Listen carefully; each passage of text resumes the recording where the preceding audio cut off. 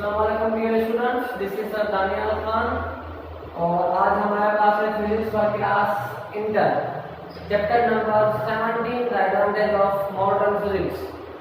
देखिए बेटा, आज तक तो हमने फिजिक्स पढ़ी है, उसको हम कहते हैं क्लासिकल फिजिक्स या ओल्ड फिजिक्स, और इंटर में चैप्टर नंबर 17 कहलाता है the advantage of modern physics.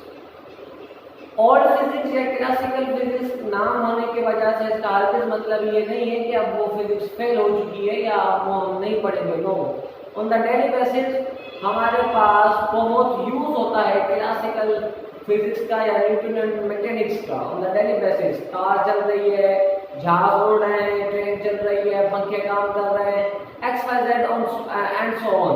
ठीक है, तो हमारे पास एक ही चैप्टर है मॉडर्न फिजिक्स का। उसमें सबसे पहले जो आपके पास टॉपिक है वो है फ्रेम ऑफ रेफरेंस। देखिए बेटा, फ्रेम ऑफ रेफरेंस जो टॉपिक है ना, ये आप पहले भी स्टडी कर चुके हैं। अगर मैं आपको याद दिलाऊं, फर्स्ट ईयर फिजिक्स में आपने डेफिनेशन पढ़ी होगी रेस्ट एंड मोशन की। If a body change its position with respect to its surrounding, the body is said to be in the state of motion, and if a body does not change its position with respect to its surrounding, the body is said to be in the state of rest. Suppose करें, देखिए मेरे पीछे board है, board और मुझ में जो ये डिस्टेंस है, सपोज करते हैं ये है 2 मीटर। ठीक है, अब मेरा जो रेफरेंस पॉइंट है ना वो ये बोर्ड है। अब इस बोर्ड के हिसाब से अगर मैं अपनी पोजीशन चेंज नहीं कर रहा, that's mean I am at a rest. और अगर इस बोर्ड के हिसाब से मैं अपनी पोजीशन चेंज करता आगे आऊं या चेंज करता पीछे जाऊं, तो यू मे सीन दैट आप देख सकते हैं कि मेरी पोजीशन चेंज हो रही है with respect to this board. तो ये जो बोर्ड है ये क्या कहलाएगा? ये मेरा कहलाएगा रेफरेंस पॉइंट। ठीक है ना। इसी तरह से जो फ्रेम ऑफ रेफरेंस है in the advantage of modern physics, वो किस तरह से है कि इसकी जो डेफिनेशन है वो हमारे पास है फ्रेम ऑफ रेफरेंस। अब frame of reference is a set of coordinate axis. Coordinate axis का मतलब देखें, हमारे पास एक्सिस कितने होते हैं? सबसे पहले x, y एंड z। ये इनका ओरिजिन जिसको आप कहते हैं मिलन पॉइंट x, y और z। सबसे पहली बात, इन मॉडर्न फिजिक्स हम कितनी डायमेंशन पढ़ेंगे? X axis, Y axis and Z axis. इसके साथ हम एक और डायमेंशन भी पढ़ते हैं जिसको हम कहते हैं टाइम। ठीक है ना। इन मॉडर्न फिजिक्स वो इसका 4 डायमेंशन। अब ये जो सेट है X, Y, Z coordinate axis, इसको हम कहते हैं frame of reference.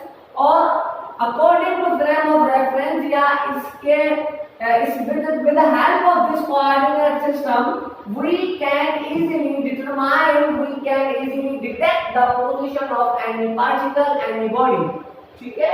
The frame of reference is a set of coordinate axes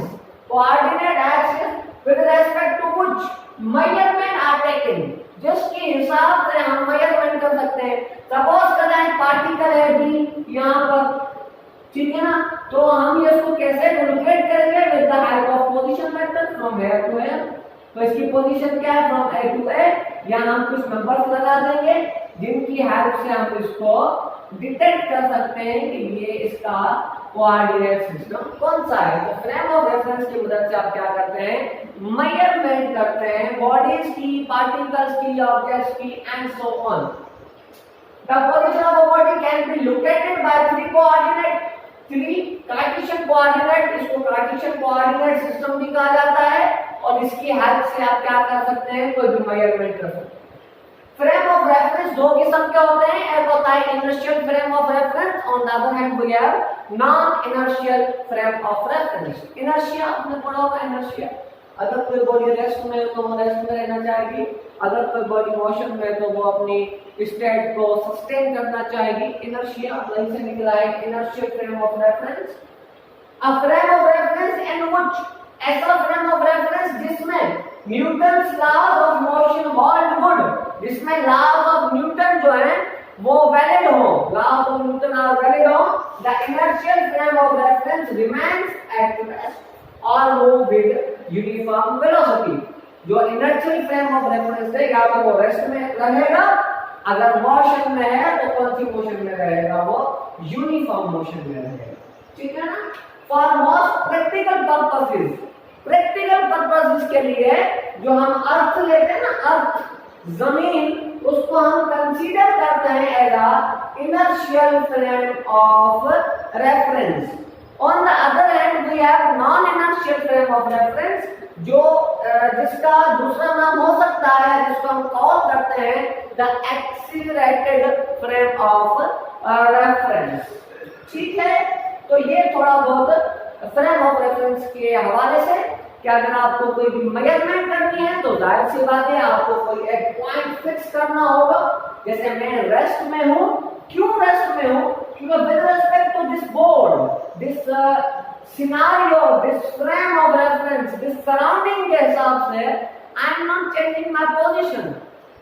But if I change my position with respect to this board या with respect to front door, तो I may be in the state of motion। तो कोई एक point तो fix करना होगा ना, जिसके हिसाब से आप मेजरमेंट लोकेट कर सकते हैं, पार्टिकल की पोजीशन आप लोकेट कर सकते हैं एंड सो ऑन, ठीक है। तो little bit about frame of reference, inertial frame of reference and non-inertial frame of reference। और ये बात आपको याद रखनी है, इसके MCQs में बनता है। For most practical purposes we consider earth is an inertial frame of reference है, और जो non-inertial frame of reference होता है उसको हम accelerated frame of reference भी कहते हैं। इसके बाद आपके पास आउटलाइन में गिवन है special theory of relativity. Special theory of relativity जो है वो हमें दी थी अल्बर्ट आइंस्टाइन ने 1905 में। इनके बाद इनकी एक थ्योरी और भी है जिसको हम कहते हैं जनरल थ्योरी ऑफ रिलेटिविटी, जो स्पेस और टाइम पर है, जिसमें हम पढ़ते हैं टाइम हमारी फोर्थ डायमेंशन है स्पेस टाइम कर्वेचर के हिसाब से। वो हमारे पास डिस्कस नहीं है, लेकिन 1921 में उन्होंने दी थी decade later general theory of relativity. हमारे पास स्पेशल थ्योरी ऑफ रिलेटिविटी है। स्पेशल थ्योरी ऑफ रिलेटिविटी के जो पोस्टुलेट हैं, जो कॉन्सिक्वेंसेस हैं और जो इसके रिजल्ट हैं, वो क्लासिकल मैकेनिक्स से बहुत अलग हैं। आप उनको और क्लासिकल मैकेनिक्स को मैच नहीं कर सकते। क्यों मैच नहीं कर सकते? क्योंकि इसके रिजल्ट और क्लासिकल मैकेनिक्स के रिजल्ट बहुत अलग अलग हैं। मॉडर्न फिजिक्स जो है वो स्मॉल पार्टिकल की वजह की स्टडी कहलाती है, हम कह सकते हैं। And Newtonian mechanics and classical mechanics वो हैवी ऑब्जेक्ट्स के लिए जिनकी साइज ज्यादा हो, लेकिन हम देख सकते हो। इसी वजह से कुछ रिजल्ट्स अलग आए हमें, और कुछ सवाल के जवाब न्यूटन मैकेनिक्स हमें नहीं दे सकी। For this reason we call this the modern physics. लेकिन हरगिज़ मतलब ये नहीं है कि अब वो पीछे वाली फिजिक्स जो हमने पढ़ी थी फर्स्ट ईयर 9th में वो फेल हो चुकी है, आप वो हम नहीं पढ़ेंगे। No, not like that. Okay, अब स्पेशल थ्योरी ऑफ रिलेटिविटी के पोस्टुलेट्स क्या हैं? स्पेशल थ्योरी ऑफ रिलेटिविटी के पोस्टुलेट हैं ऑल फिजिकल लॉज, न्यूटन के लॉज और मैक्सवेल की इक्वेशन जितनी भी हैं न्यूटन के लॉज में be expressed in same set of equations for all frame of references moving at constant velocity। Inertial frame of reference में न्यूटन के लॉज और मैक्सवेल की इक्वेशन जो है वो सब सेम है, वैलिड है। दूसरा क्या है? The speed of light in a free space, in the free space has the same value. Speed of जो लाइट है, जो हमने फर्स्ट ईयर में पढ़ा था इलेक्ट्रोमैग्नेटिक वेव्स की जो स्पीड होती है, स्पीड ऑफ लाइट कितनी है? c = 3 × 10⁻8 मीटर पर सेकंड, और ये सब ऑब्जेक्ट्स से ज्यादा है। It's huge figure 3 exponent h metre पर second. Are you getting my point or not? The speed of light in free space has the same value for all observers। सब observers के लिए जो स्पीड ऑफ लाइट है ये हमेशा same रहेगी regardless their state of motion और source। source क्या है? या मोशन एक्सीलरेटेड है, यूनिफॉर्म है, कैसी भी है, सब में जो स्पीड ऑफ लाइट है उसकी जो वैल्यू है वो हमेशा 3 exponent h मीटर पर सेकंड कहलाएगी।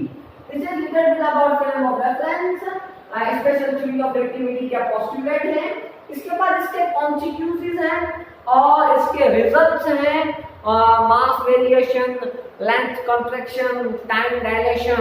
ठीक है, in coming lecture we will study about these topics। आप इनको स्टडी कीजिएगा और कोई भी बात समझ नहीं आए तो कमेंट आप हमसे पूछ सकते हैं। तब तक के लिए अल्लाह हाफिज, टेक केयर।